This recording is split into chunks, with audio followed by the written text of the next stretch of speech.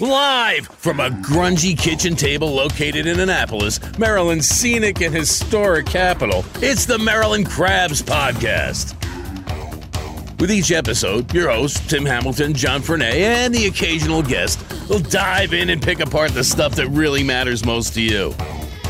We're too lazy to actually solve any of these problems, but we can definitely stir the pot. From schools, politics, parking in the fire lane, to those horrible people who drive BMWs. And here with this week's episode, live from the kitchen table, Tim Hamilton and John Fernay. Who are you? I just wandered in here. Get out of my house. I have not been around. I know. I've got a lot of texts and I've got a lot of emails from people going, where the hell are you? And I just want to tell you, John's been trying to push me out. He has been scheduling stuff and not telling me where it is. Apparently not successfully enough. That, and I took a full-time position somewhere else, and my mom's been sick. She's doing great now. So I've been kind of out of the loop for a little bit, but I'm going to be back. So you more that and new more. guy that Ryan down at Pips hired? That'd be awesome. He is hiring. Is he? Yeah, well, he he's got to do something because he was underwater today. Yeah, literally. Yeah, I know. They closed down all of downtown. I thought they were supposed to fix all that. I guess you can't fix the tides. No, I was ranting and raving to my alderman today about that because the traffic coming out of Eastport was just gridlocked out of Eastport, all going up Hilltop, and also it was backed up on Bay Bridge all the way out to Hillsmere. And I said that's the reason that it's done is because the police are not directing traffic at Forest and Hilltop. Mm-hmm. Which is that sort of T intersection by a little bit south of Lido Pizza. Right. And at Hilltop and Spa. Because people are trying to either get in town or get out of town. So if you've got Eastport people coming up Hilltop, let them go straight. Just get them going through the light. Manually direct that traffic to keep it moving. And the people that are trying to get into Annapolis, they're taking a right on Spa to go into Westgate Circle and direct traffic there and keep them moving. But no, there was nobody there, and traffic was just an absolute nightmare. I can't believe there was school today because there was snow on the grass. So I just figured they'd cancel school for the next few days. I know. You would think. So you met with the former mayor, Ellen Moyer. I did. I had fun. We were over at the Commons, and we were just talking about... she had sent me an email, said, hey, want to just talk about some... I can't remember what the phrase she used, but it was, just stuff. I said, yeah, because she's got a lot of great institutional knowledge. I listened to it. You going to leave it there? Yeah. Yeah. I will push back and say that what she said about the Market House does not jibe with what I understand happened with the Market House, specifically Dean and DeLuca. From what I understand, Dean and DeLuca was kind of a non-starter, and she said something about it had to do with the CEO and weighing fish and something. So all I'm saying is that I listened and I was a little puzzled by the explanation for the Market House, because the Market House was kind of a big deal. It was? Yeah, I know. Do you know something I don't know? I was saying that my daughter was not born yet, and she's about to go into high school. And she was not born yet when the whole Market House thing went down. When it existed. And now she's about to go into high school. So this thing has been going on forever. When are they going to open that back up again? They're talking. I thought it was a done deal. Is it a done deal? Yeah. Apparently, I don't know that the lease has actually been signed, but I believe they're talking June for an opening, which has now been pushed back because it was May initially when they were trying to do it. So I'm so tired of the Market House. I've been rooting for it for so long that I just am so tired of it. Yeah.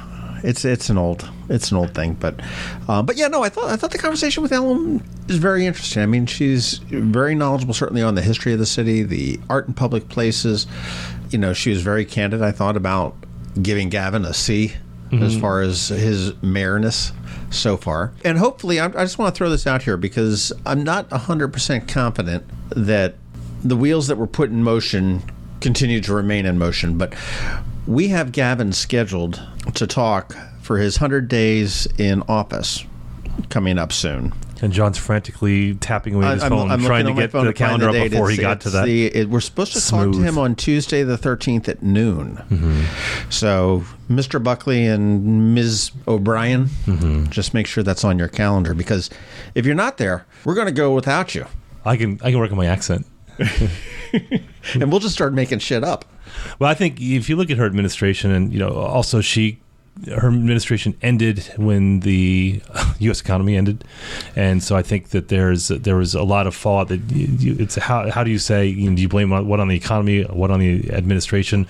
But I will say that she had a lot of environmental. She was a great environmental mayor. Yeah. And there's certain things you can't control, and I mean, she did. I'm not a huge. I don't I'm not a cheerleader for Ellen. And I remember when I talked to her on the Daily News brief, or not talked to her, but talked about her and the omission of her during that Women's March. She said, "Oh, I didn't expect you to come to my defense." And I'm like, I said, I'm fair. I try to be anyway. Mm-hmm. And, in fairness to her, I mean, she ended her term on, some crap that was totally out of her capability of handling. Well, I think, and she says one thing too, where she's talking about the generations of elected officials, and she said they don't want to hear from us anymore. And I don't think that's anything new. I think that oftentimes when you are part of a political machine, and then you get to a certain point where you're out of office for a certain amount of time, and you're growing older and everything. Yeah, and I think I don't think that's uncommon. I think that's and I think there's a sea change right now in politics too. Nobody's talking to George Bush. Nobody's talking to either George Bushes. And Jimmy Carter, the only thing that he gets talked about is because he's doing the Habitat for Humanity. And I think especially in Maryland, you're seeing maybe a shift in politics, who's holding the power. And, I think you have Mike Bush and Mike Miller, and, they've been in office for so long, and, that's going to change at some point. It inevitably does. And you've seen that I think you see it more specifically in city politics, where you can just have a sea change overnight because it's just one election is going to wipe everything out. Sure. As it has done in the past and likely will do now, again in the future. That said, I mean, you have some people who stay in government, or people who are kind of around the fringes who are kind of quietly pulling strings, and that's going to be, but even their days are come to an end at some point or another. But I think just someone like Ellen is someone who's kind of the obvious child because she was in such a high position in city government. Well, I'll tell you what, why don't we pay some bills, and we'll get right into it with former Mayor Ellen Moyer, and we'll be back right after she's done yapping. Speaking, sorry. Spring is waiting outside your door, and it's time to make your lawn and garden beautiful again with Homestead Gardens. Their experts will show you how to make a safe lawn for kids and pets using the area's largest selection of organic lawn solutions. Share family fun and satisfaction growing food, flowers, and shrubs together. Visit Homestead Gardens in Davidsonville or Severna Park, Maryland, and go to homesteadgardens.com for deals, events, and workshops. Live life outdoors this season with Homestead Gardens. Very few things in life are so precious and so irreplaceable that we all must do our part to protect them. The Chesapeake Bay is one of those things. You can do your part by contributing to the Chesapeake Bay and Endangered Species Fund. It's that little line item you'll see at the very end of your Maryland tax return. Any amount you give makes a difference, and it's tax deductible. I'm Peter Francho, Maryland Comptroller. Our bay and rivers thank you. Learn more about the Chesapeake Bay Trust at cbtrust.org. Hey, we're here up at the Commons, and we have Ellen Moyer, who is a fairly well-known name in town. How are you today? I'm good, thank you. Good. Hey, thank you for... After walking up your steps, I'm not sure, We have an elevator. Well, I didn't know that. Oh, yeah. We moved solidly... The walk is good for you. We moved solidly into the 19th century with an elevator here. Congratulations. All right. In this... I guess this is a mid-19th century building. We're at the Livery up on, I want to say like Lafayette-ish and West. I don't know what the street is on this side. I remember my first experience in this building was at I think it was the very first Fringe Festival they had. And it was vacant. It was before the furniture people came in. The main cottage had moved in. Main cottage, yeah. And they were painting naked people here. And I didn't realize it was advertised as sort of like nude painting. And I figured it was paintings of nudes. Yeah. So we walked in and came down the hallway down the main thing and turned the corner, and there was like 3 naked people on chairs with people painting them. I'm like, oh, okay, so this is a different concept. Well, that's how artists do. That is true. That is true. I know my girlfriend's daughter had a art class at Anne Arundel County Community College, and they brought in a couple nude models in to do it, and it was like, and she's still in high school, but she was taking college. So it's like, this is. So we saw a naked guy in class today, and Mom's like, "What?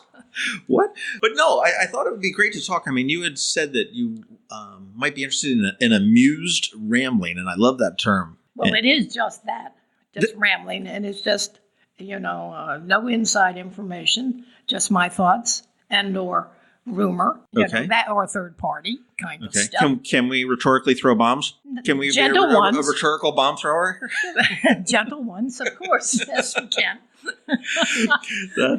Well, I'll tell you, there's some of our listeners that may not, believe it or not, know who you are. You are the ex-wife of a former mayor.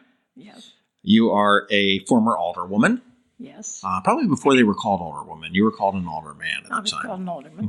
Before Classy Hoyle got that passed through. Mm-hmm. You are a former mayor of the city of Annapolis, a former two-term mayor of the Annapolis city. 2 terms, which is unusual, and the first woman mayor in 300 and some years. That is true. And and now private citizen.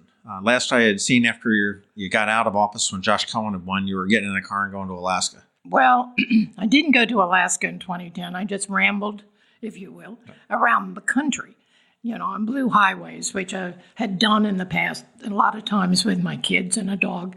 And so it was just off in the country. I did drive to Alaska, but that was in 2015. That was a few years later. Wonderful, I'm getting your jaunts confused. But before you were married to the former mayor, were you involved in the city before your ex-husband Pip, which is the namesake for the Pip Moyer Recreation Center on Hilltop, which is an incredible facility. I go there every morning. Oh, good. You're staying healthy. Yeah, I'm trying.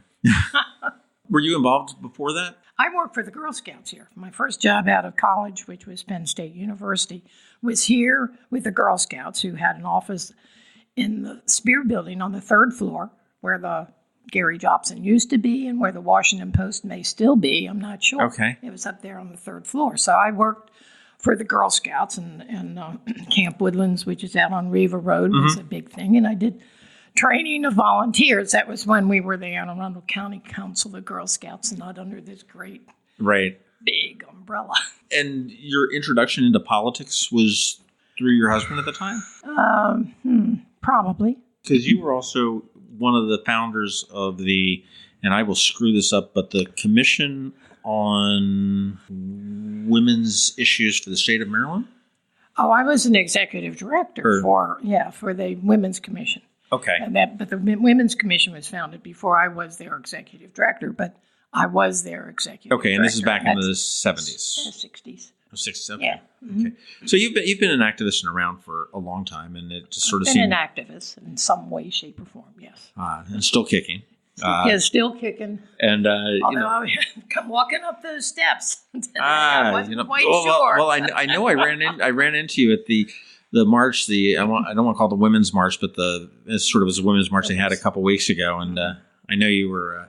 I was on the sideline. Yeah, you were having it. And I talked about that. I thought that was a pretty crappy oversight. And if it's all about women empowerment in Annapolis, I don't think there's, we can sit there and argue till the cows come home about what kind of a mayor you were. But you've got to sit there and talk about, what you've done for women, the first elected women's mayor, the Women's Commission, and everything else. And certainly I think that you...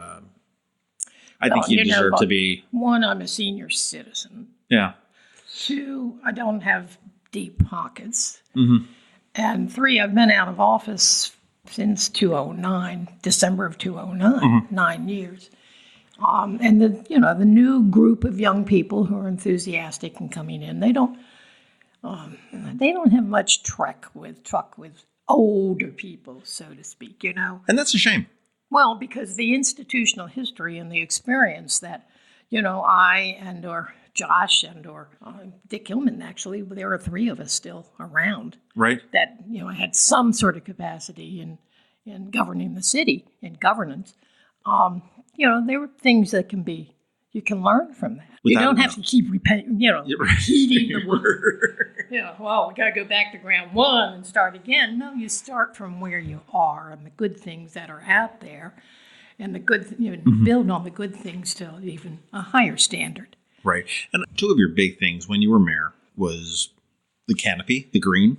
That's true. And you also have a park named after you out on Edgewood Road, which is a very cool little park if you've never been there. It's the Ellen O. Moyer Back Creek Nature Park. Nature Park. I knew there was another word in there, but it's got a short meandering trail that goes along Back Creek. It's got some pretty cool views of it. And, you were responsible for establishing the street end parks that we see in Annapolis, both on the historic side of Spa Creek as well as the Eastport side. Yes. As well there.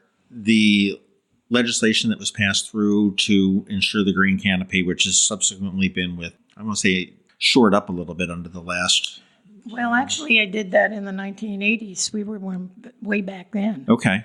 When I was an alderman. And there were recommendations from a tree committee, to do this, and I pursued it, and we did.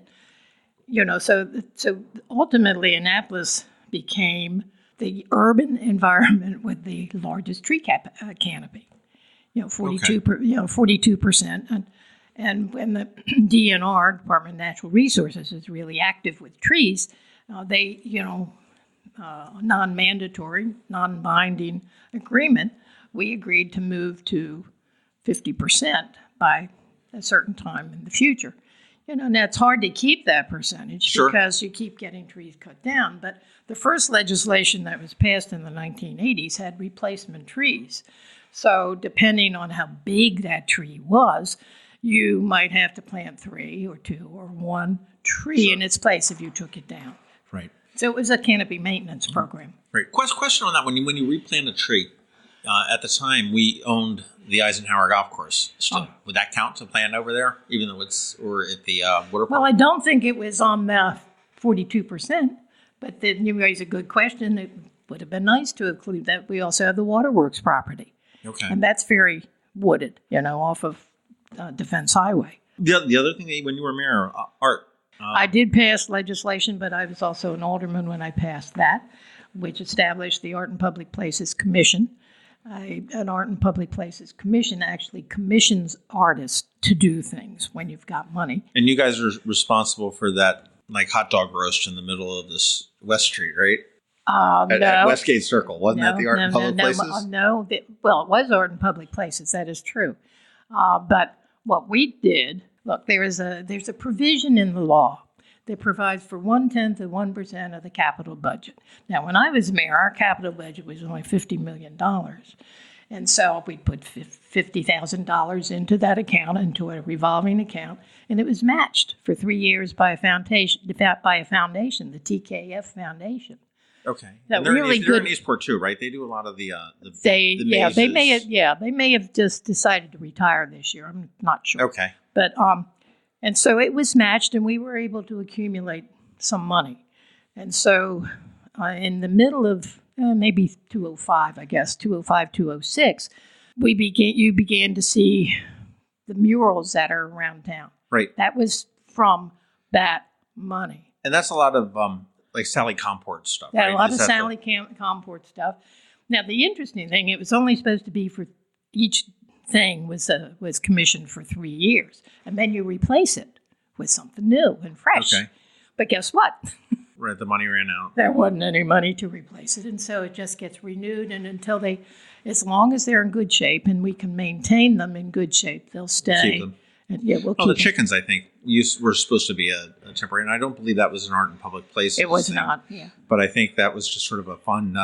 It was a fun thing to call attention to the A&E district, Art and Entertainment District. Now, just for my own curiosity, what is the official word on the middle of Westgate Circle? Is it a boat? Is it a hot dog fry? Is it some kind of a beached whale? It's the ribs of a boat. Okay, it's the ribs of a boat. The ribs of a boat. And it, too, had a lifetime of 3 years, and it was supposed to be replaced. And that was done in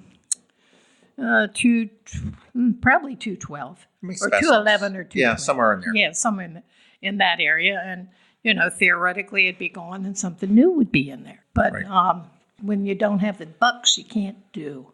That is true. And you are still involved with the Art and Public Places Commission. Are you the chair of it? I'm the temporary chair. Yes, I'm the chair for a while. Okay. Yes. Okay. And we struggle because, the interesting thing is, here we are in a capital city that has tremendous art monuments in it that people didn't even know we had, with really good classical artists. I mean, we really are an art city. We really are an art museum without walls.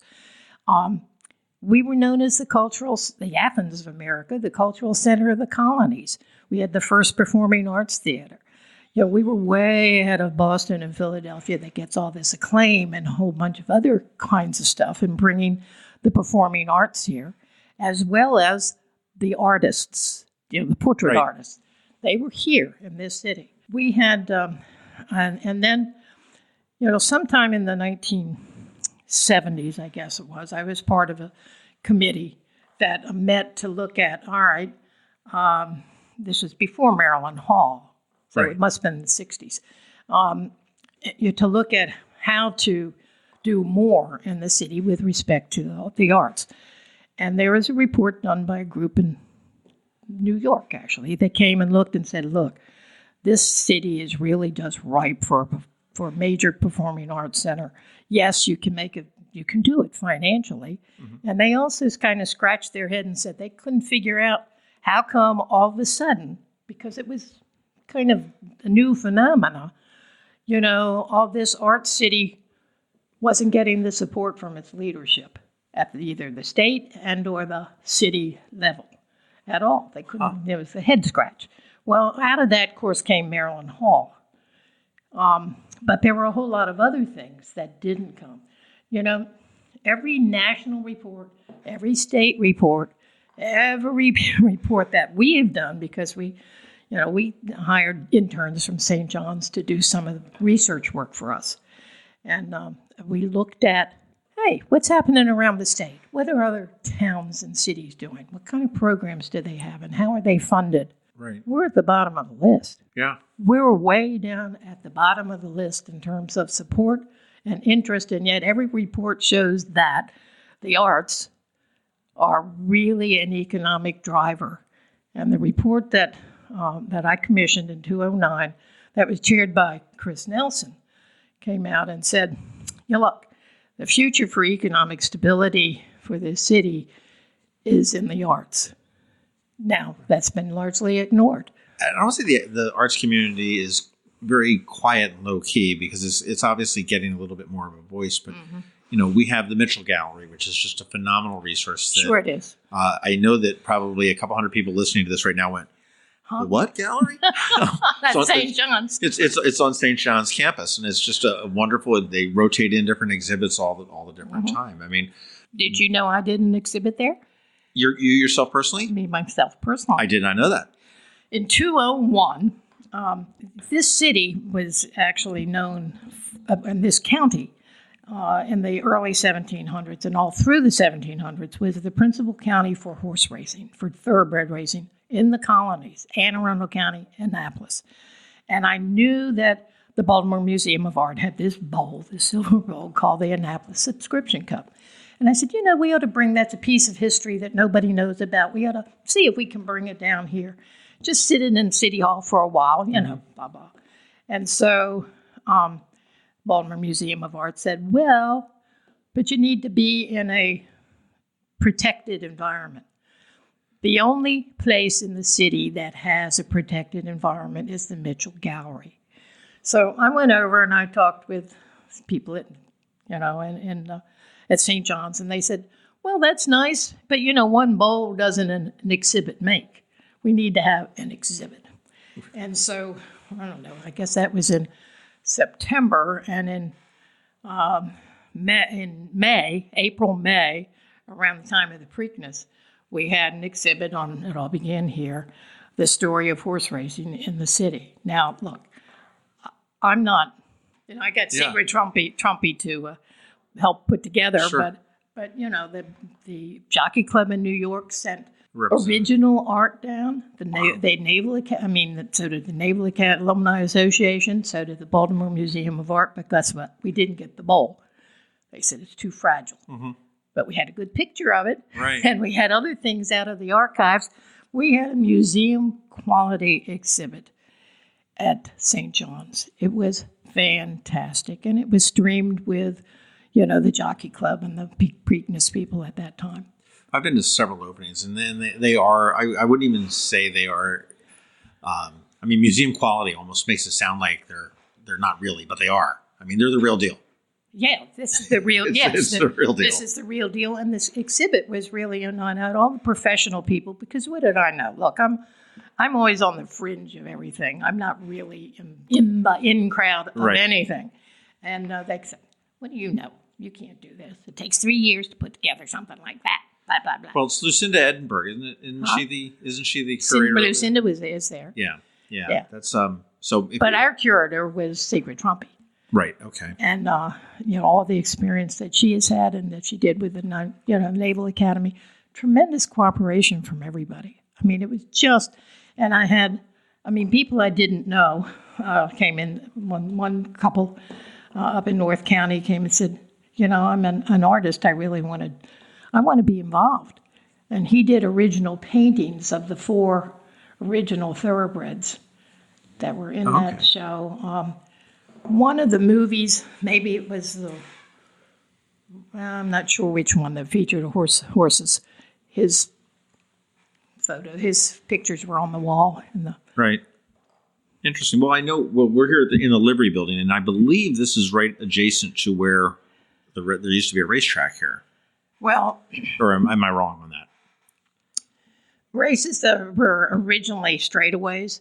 Okay. And so, and 2 horses challenging each other often. And so West Street out to 3 Mile Oak was the straightaway. But in 1719, and this is really a significant date, in the minutes of the city council, they asked for the clearing of a track, an oval track probably, and they taxed the pubs to pay for it, and then different groups could come in and have their little craft booths. So to speak. And that was 1719 and 1720, and it was the first time that silver was crafted in the colonies. 12 spoons were crafted to give as a prize to the winner of the race. Now, what's acknowledged isn't the 1719, 1720 beginning, but the 1743 race that established the Jockey Club, which Maryland Jockey Club is the oldest recreational group racing in the country. Right. It's the oldest one. 1743, a challenge race between George Stewart, who is Mr. Pittman's great. Oh, okay. His horse Dungannon and Charles Carroll's horse all named. Did his horse win? His horse won, Dungannon. Okay, I'm just trying to see whether we can foreshadow the election coming up. I don't know. It's the same property. Well, it's fascinating. Annapolis has a long history with horses, as do you. And I'm kind of amazed at sitting here. You're rattling off these dates and stuff like that. There's no notes or anything here at all.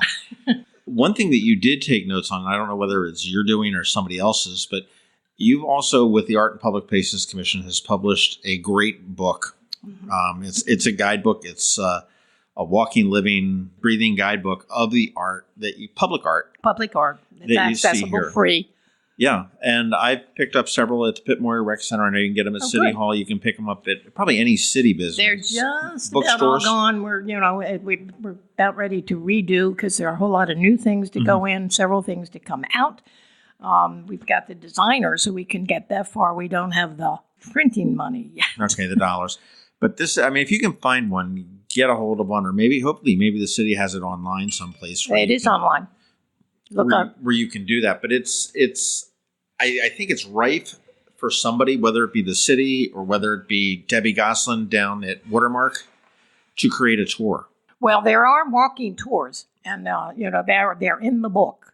Well, yeah, I know that, but it's online also. You can go in the city website and look for art tours, and they're there. Right. And then Steve Carr, Steve, he does free tours. Right.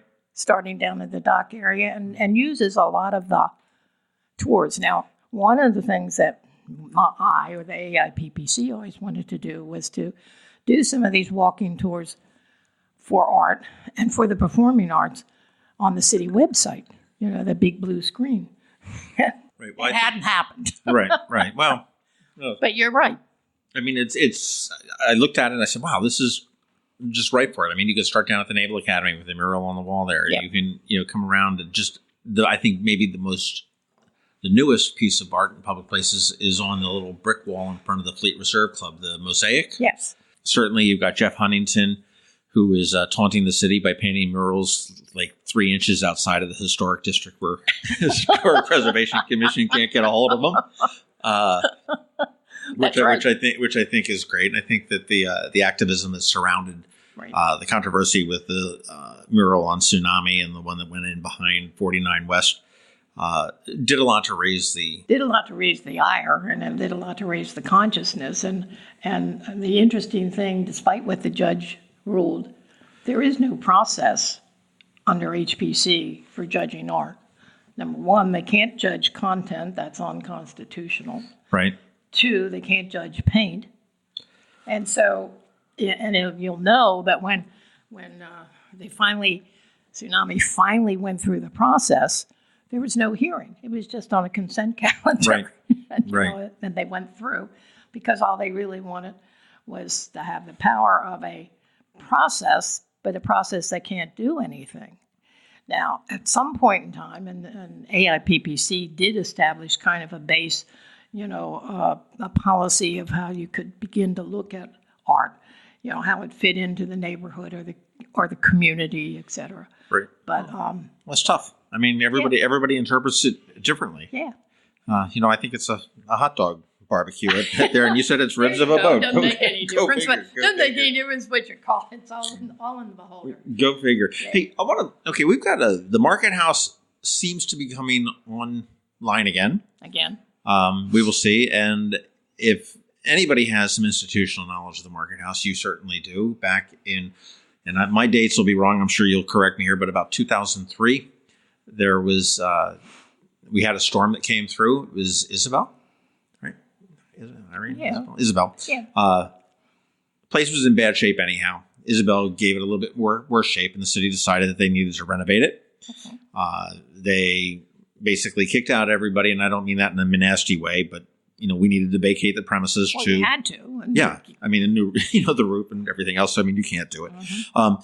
And ultimately, the old market that it was just didn't succeed when it came back. I mean, some of the vendors had found other places to go. There was other ideas that were floated in, Dean and DeLuca, Annapolis Seafood. There was... Well, there were a number of things that went on. One, there was an interest in bringing Dean and DeLuca in, and that originally, because there were a couple of vacant spaces, that's what they wanted to take over.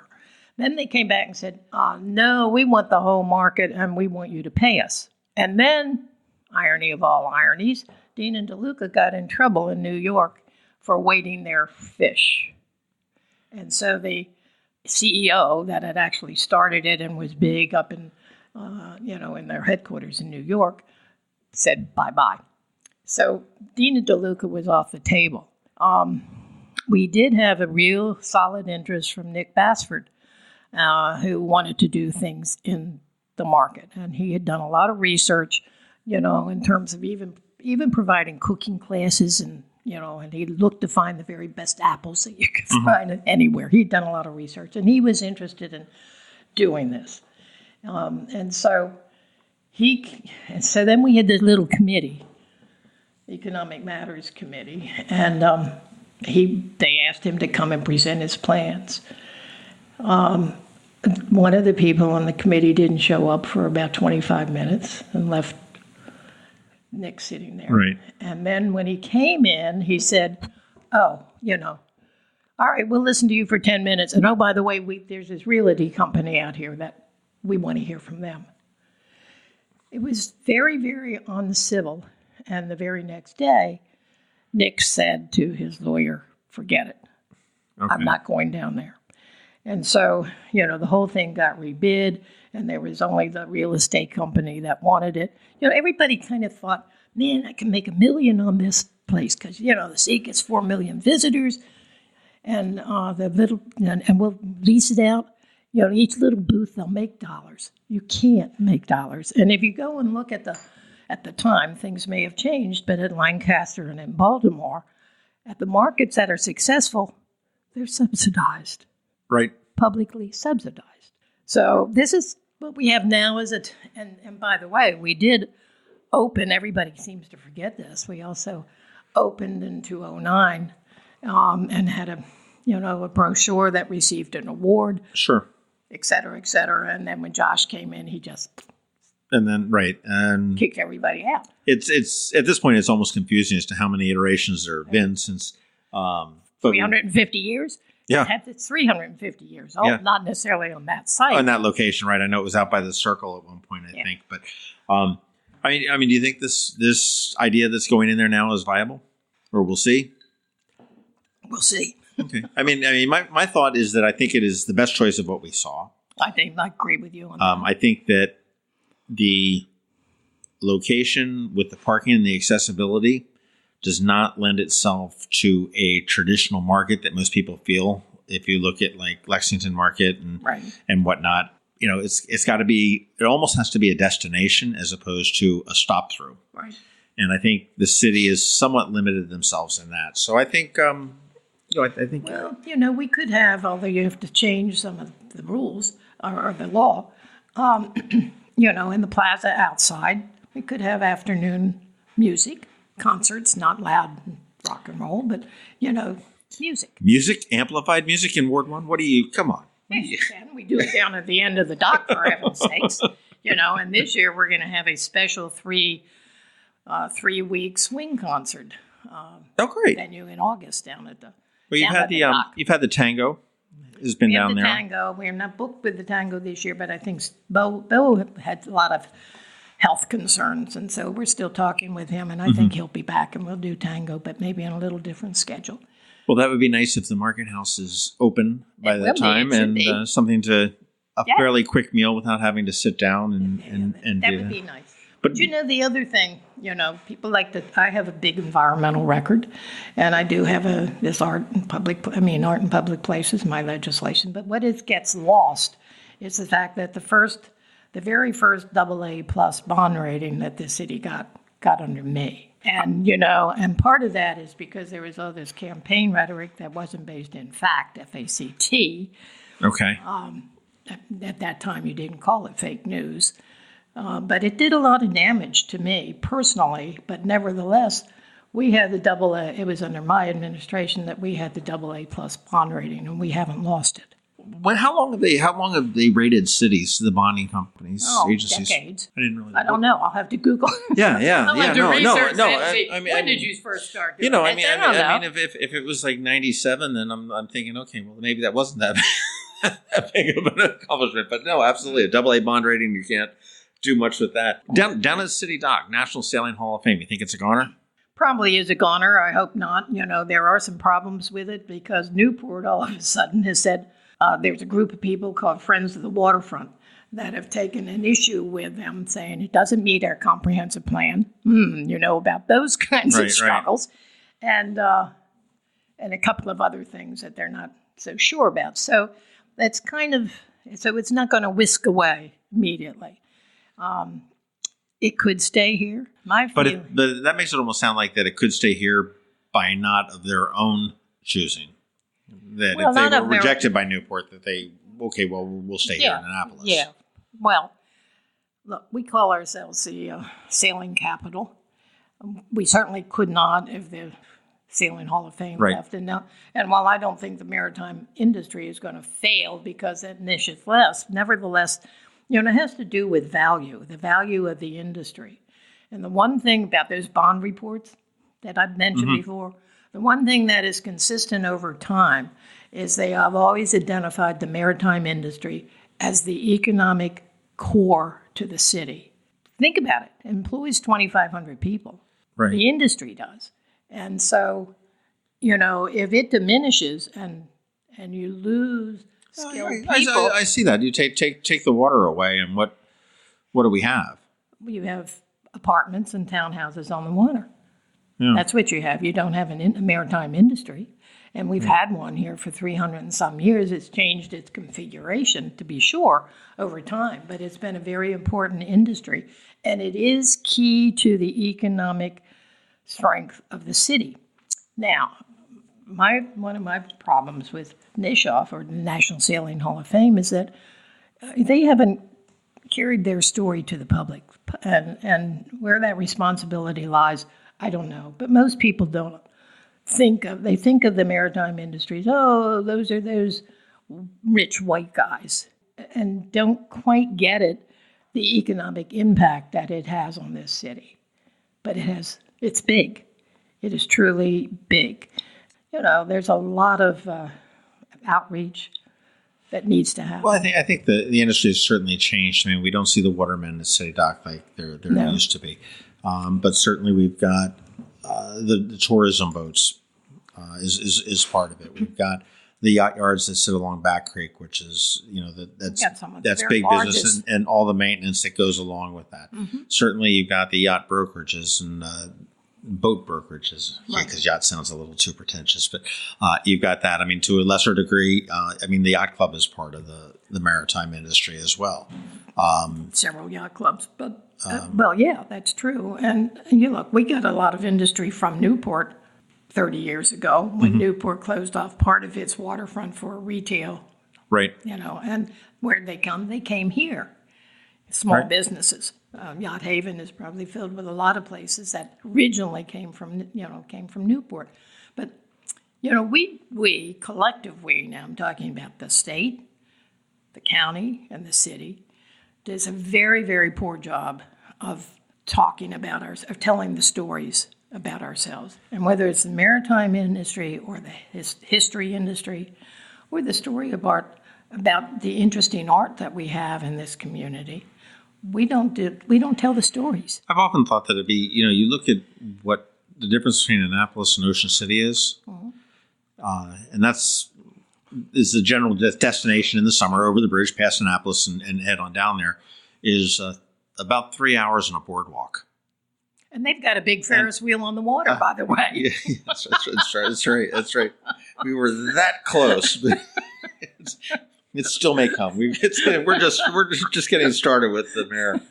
How do you think? What do you think, as being a former mayor, as seeing two mayors in between when you left office and what we have now? What do you think, and knowing what you know, your institutional knowledge, what do you think Mayor Buckley's greatest challenge is going to be in the next 4 to 8 years? He's got good ideas, and I think he'll figure out how to make them work. But the challenge is governing, because public service governing is very different than running for office or being an entrepreneur. There are a whole bunch of people you have to deal with on the council.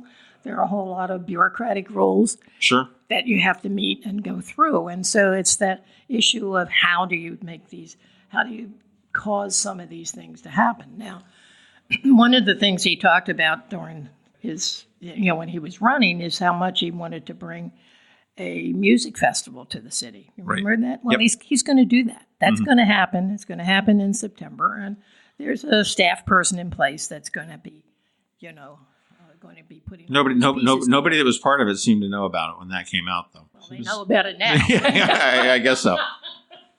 They know about it now, and so they're now at the table, working out whatever the dynamics are. And there's a staff person now, or soon to be, in place that will be, pulling an experienced event person. Right. It will be pulling all that together. But it's a story about, music in this city.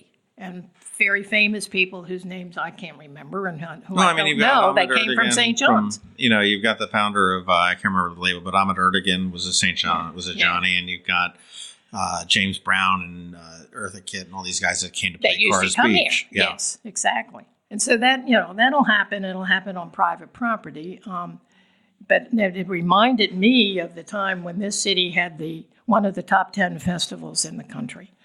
That was when festivals were just coming about. And this was the Fine Arts Festival. This was back in the 60s and 70s and 60s. And we were one of the top festivals. The whole city ultimately became engaged. In some of the buildings, you can see the places where you put flags, because they were different colored flags that businesses would put out in front. There were a lot of people from Washington, maybe from Washington, but certainly from California, that were in the performing arts business, and musicians that came here to participate in that festival. Wow. It was citywide. And so, and very popular. That was when we had a Fine Arts Festival Foundation also. But I think the film festival is working its way towards something like that. Yes, it is. It gets bigger and bigger each year. Exactly, and it's very professional and has top people, that participating in it. So we've got an infrastructure, not coordinated and not hardly collaborative, but nevertheless we have an infrastructure for the arts, going back to the arts, in this city with great things to tell, and we need to do a better job at We just need to do a better job at working together in different kinds of partnerships. We don't do that. One of the new things that's out there, and with a lot of artists that are coming together tomorrow to talk, Bloomberg, Mr. Blue, Bloomberg. Bloomberg gives $1 million grants to small towns, 4 of them each year. And I cannot imagine if we put together the kind of story, the kind of grant for which, that could be used. That we wouldn't have a shot at it. Well, I think we've got a 100% chance. Yeah. I mean, I really do. How can you say no to a capital city that's got the history that we have for the arts over time, and also has this network? I mean, it does have. There's Maryland Hall and a symphony and a ballet and an opera. How many small towns have those? Do the quality? I've always said that we're incredibly lucky to have. We are really what we have. Yes. I don't particularly like opera, but I mean, I'm thrilled that we have it. Yes, and it's very well done. I mean, we got good people. Mm-hmm. Do you think we've got room for the Maryland Theater for Performing Arts and Maryland Hall? I don't think they're competitive. Everybody says, they're competitive. You'll take money from one to the other. Mm-hmm. They're different. They're different in context, or they used to be different in context. Yeah. I don't know where they are now because they've gone through a couple of different iterations of what they're going to look like or what they're going to be. So, but a performing...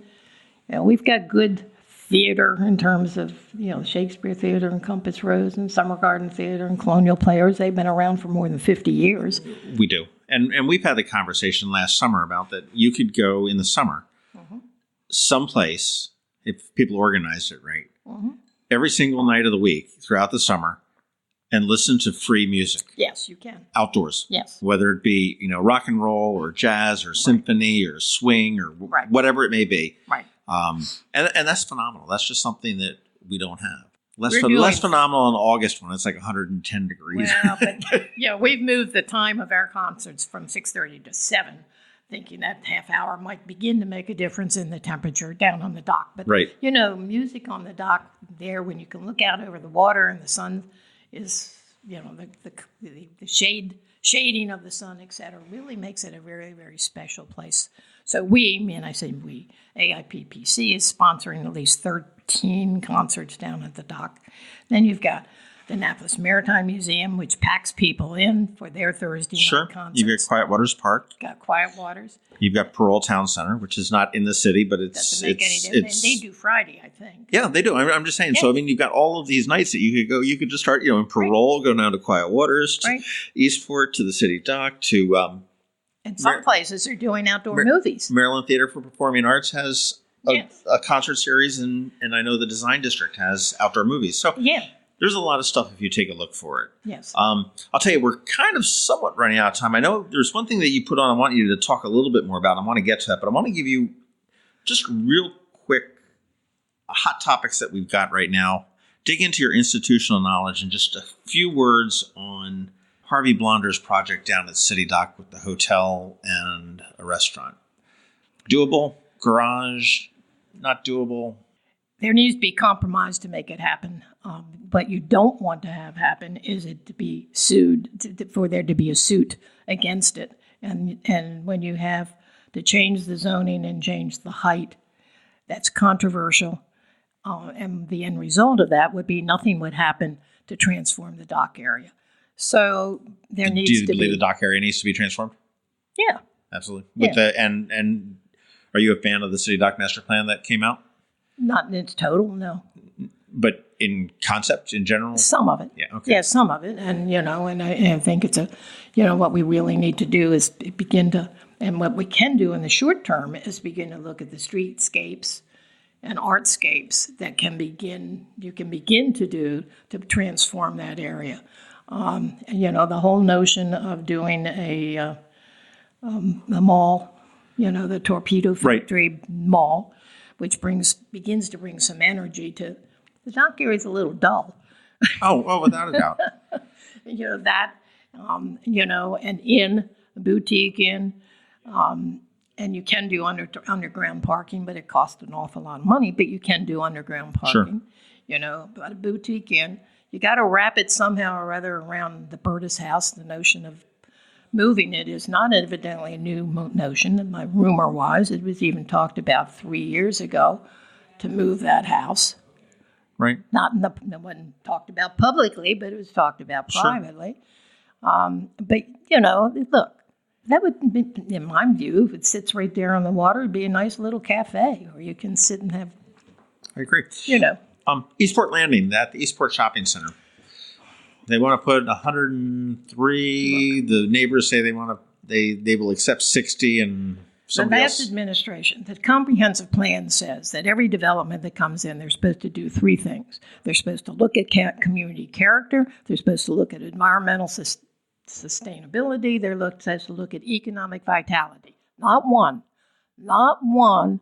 of the developers that ever came in during the last administration answered those three questions. And so it's an issue of community character. Well, I think that as this works its way through the negotiation at this point, is mediation as opposed to courts. Right.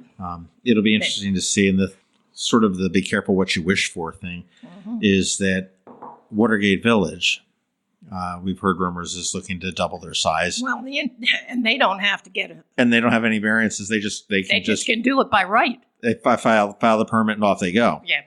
Yes. But they still do need to address the issues of community character somehow or other. They need to address environmental sustainability, and they need to address economic vitality. Crime and gangs. I mean, we've got a problem with MS-13 in the county and here. Heroin plays opioids play an issue. Right. One of the things that is that I'm disappointed in over the last 2 administrations.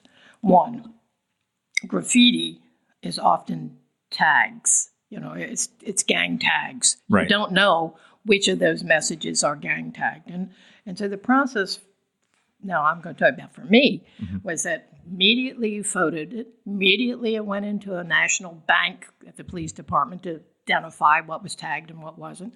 And then immediately it was covered up by Public Works. Okay. Because that's what you want to do. You want to get rid of it immediately. That changed somewhere along the line where somebody said, well, Public Works not going to do this. The property owner has to pay for it. Huh? That defies the issue of public safety. Public safety. Now, the law department may say you can't go onto private property. Of course, we did that down all the alleys in the city. That's private property. Nobody raised anything about it. There's been a horrible bit of graffiti along Poplar Avenue. But, if that happens, you mean the police can't talk with the property owner and figure out how to get that stuff covered over?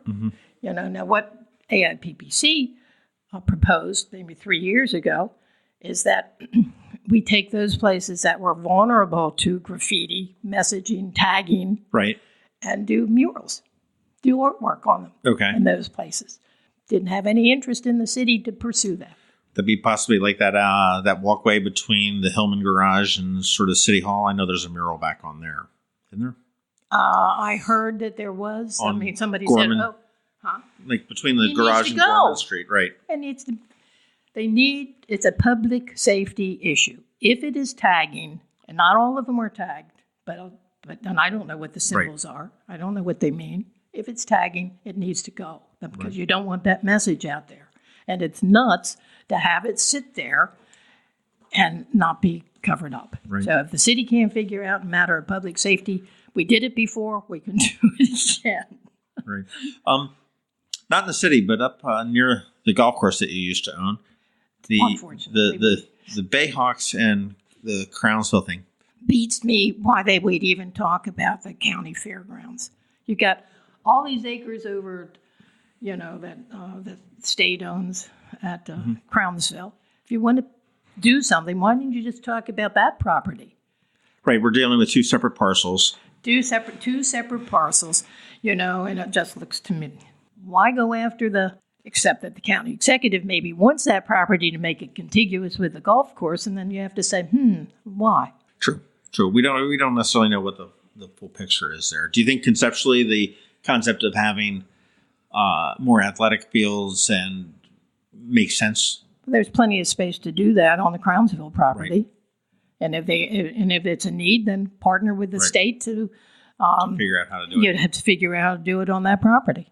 You had mentioned in an email to me about architectural digs.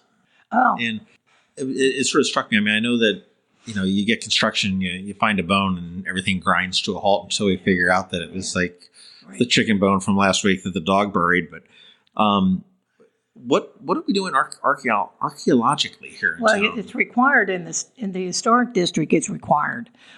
It was not done aggressively down at the parking lot next to the Summer Garden. I mean, the school parking lot on Compromise Street. Yes. This is a school parking lot, right? Right. Yep. Yeah, it wasn't done aggressively there. What they did was look at what one of these machines that penetrates down about 2 feet, but they dug down 8 feet, and there was no archaeologist on. It's like they did find some, and that was historically the maritime industrial center for the city back in the 1700s. It was a very important space. They did, I believe, find some foundations, and then they called an architect to come in and look at it, et cetera, but it's not documented. There's no little historic sign that tells the story of that site. That's one. Number two, and it was by oversight. You got the outside of the historic district, but over in the yacht club property, that was a historic site. It was not only owned by the governor, one of Maryland's governors, Ben Ogle. This is the Annapolis Yacht Club. Yeah, it was owned by Ben Ogle. This is his farmland. This is where he raised his racehorses. And we're talking about the Eastport side, correct? Eastport side. This is where he had his blacksmith shop, et cetera, et cetera. One time we did one of these 2 feet scans looking for Ben. Where's Ben? Is he buried there? Because he wanted to be buried on his farm, and nobody really knows where Ben was buried. So we looked for him. But it was also the camping site for Lafayette on the march before the Washington Rochambeau Trail came through the city with the people that were marching and shipping out to Yorktown. Right. And there is a plaque there to commemorate. There is a state plaque on the side that said something about that. And the Washington Rochambeau Heritage Area have 3 other signs they want to put in the city. Hopefully, we'll get permission to do that. The council did pass a resolution saying, we're supportive of this heritage trail. That was, by the way, designated as a heritage trail by the U.S. Congress. Right. And then funded in part to the National Park Service. Well, it was designated in the 1960s. It was just in the last decade that it really was funded to make happen. So, General's Highway is where these guys marched, and they camped at St. John's. Sure. And at any rate, I don't know exactly where I was going with that, but those things, those were on those sites. So what's there? We don't. I mean, right. Did they dig up Ben's bones? That'd be Did funny. they find any, was there a bunch of stuff from the troops that were camped there, Lafayette's troops that were camped there? Don't know, because it was 7 days later before an archaeologist was called, even though it was in the contract, before an archaeologist was called in, and then all you had was a big high pile of dirt. Right. Sure, you've always got the opposing things. But the issue is really, look, I know everybody cringes when you say, we don't want to hold up things. But we are a very, very unique city. There is no other capital city or any other town that is quite like Annapolis. We're unique. We also are an internationally awarded city. The first one in this country, and maybe the only one under a program that Europe had. And so it becomes really a matter of real responsibility and a real matter of commitment to be able to document different things that the precious stories can be told. There is an interest in placing the National Center for the Continental Congress here in this city. And that's by the historic community. It's kind of distant. That's Smart Karate's group, right? Well, it is, but nevertheless, if you go to the Westin Hotel, right, you can see the whole exhibit. You can see the exhibit that tells the life of who these presidents were of the Continental Congress that governed what we did during the Revolutionary War. They were they decided. Right. They made they made major decisions about what we did. And through till we had the Constitutional Convention and got our new Constitution. So this is the thing about this city, which most people don't know, and I don't think they talk about it in school, is that when George Washington gave up his commission, he established civil government. No one in the world had government of, by, and for the people. No one had that. That started here in our city in Annapolis. The minute Washington said, "I quit." Yes, when he gave up because they said, "Oh, we want you to be king." All around the world we had authoritarians and we had monarchs. He said no.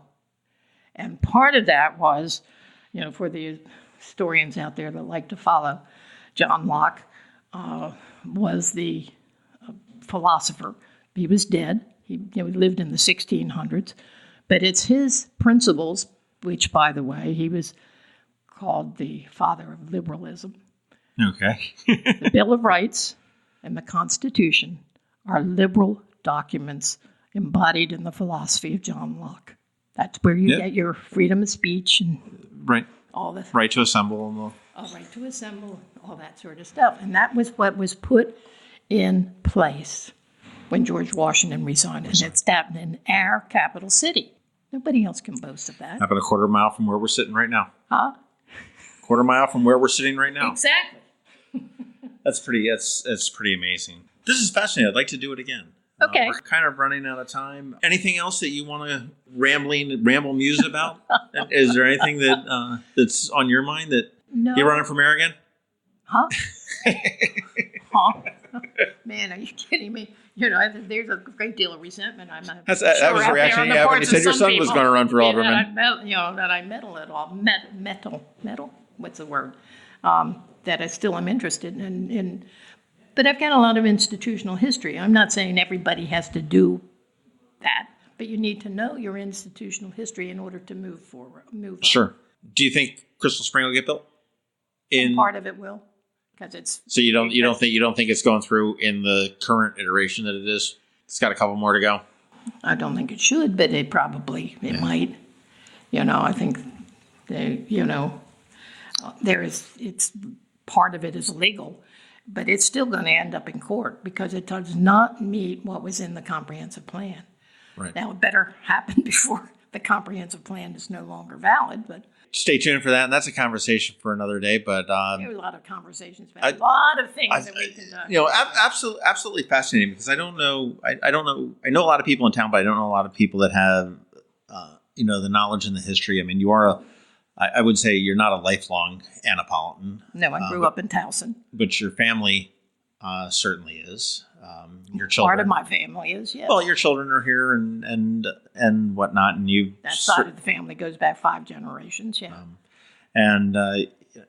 Just incredible wealth of information. I thank you for your time today, and anytime you want to, come muse and ramble, just give me a call. I'm up for it. Okay. Well, thank you very much. I appreciate the opportunity. There's some interesting things that are happening that are not necessarily big public policy, but that could make a real difference in the quality of life in this city. And as they move forward, they're worth talking about in detail. Absolutely. Thank you very much. Thank you.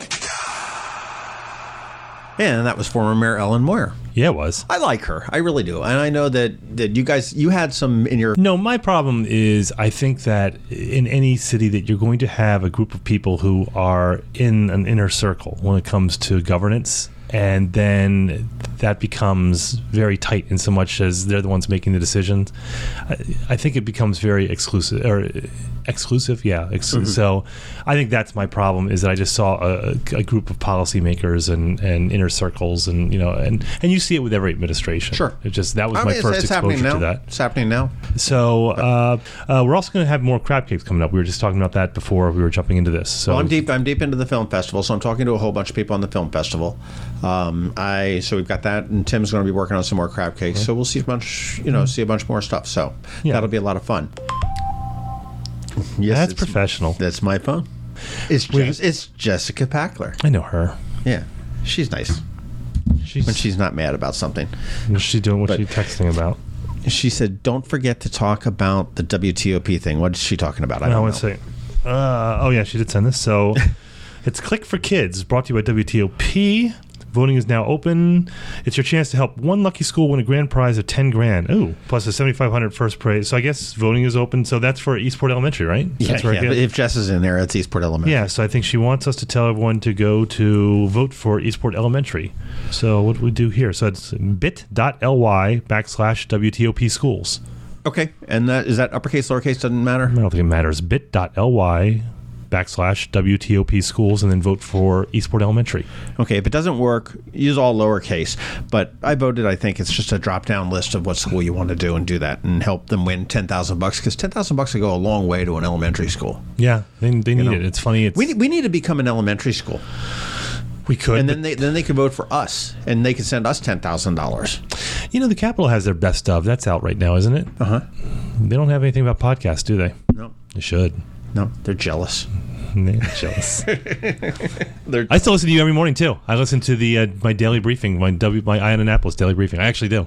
This isn't just for the radio. I do it. I've gotten hooked on it. I had somebody at a weird encounter at the rec center about a week ago. Show me on the doll where. There was an older gentleman that approached me and said, "Hey, are you John?" And I'm like, "Yeah." He says, "Oh, I listen to you every morning and whatnot." He says, "Hey, but I couldn't get it downloaded today. What was?" And so there I am trying to troubleshoot his little podcatcher or whatever he's using to listen to his pods. You gotta do it on Alexa. I'm telling you. Like, if I'm listening to a long length podcast, because I'm getting dressed and then I'm getting in the car, then I'm walking to my office and all those things. But for you, it's like 8 minutes, so I can listen while I'm getting dressed. So, I always listen on Alexa. I think yours is the only podcast I do that. Maybe what I ought to start doing is in that morning podcast, if I need to send a message to you, I may just send it in that, because God knows you don't answer my text. Yeah, so all you gotta do is you gotta go to your app for Alexa, and then under skills you have to search for Annapolis and enable the skill, and then you just say, Alexa, play my Annapolis daily briefing, and boom, there you're good. Right. Yeah, it's good. So definitely do that. And also with Alexa, it's kind of cool because you can make a flash briefing, which is any number of news sources. Yeah, I got a bunch. And you can just have them all stacked in, so it could be your own little hour-long Today Show, customized to you or whatever. I love my Alexa. I really do. I'm not going to lie. I went to the Apple store the other day, and they had the speaker there, and the guy's like, "Are you interested?" I said, "Yeah, it would have been a year and a half ago, but now I have Alexa all over my house." So you're Amazon was the first out with it, so they're good.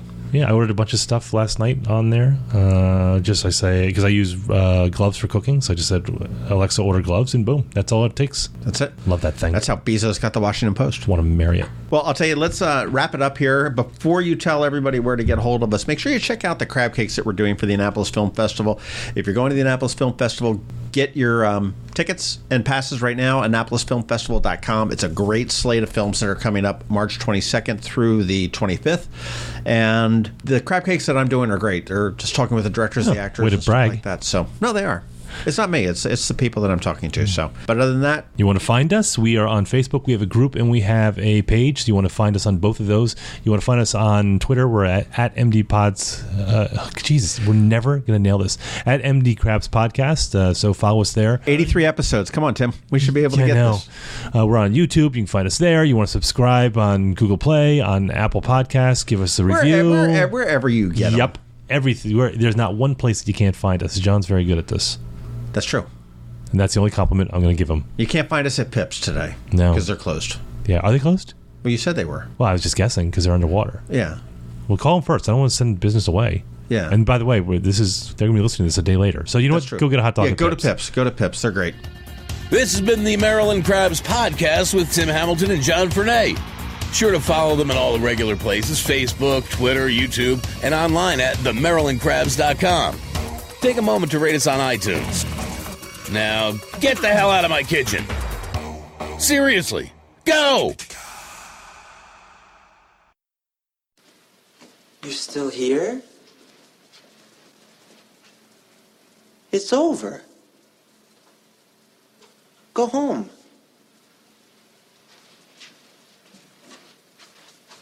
Go.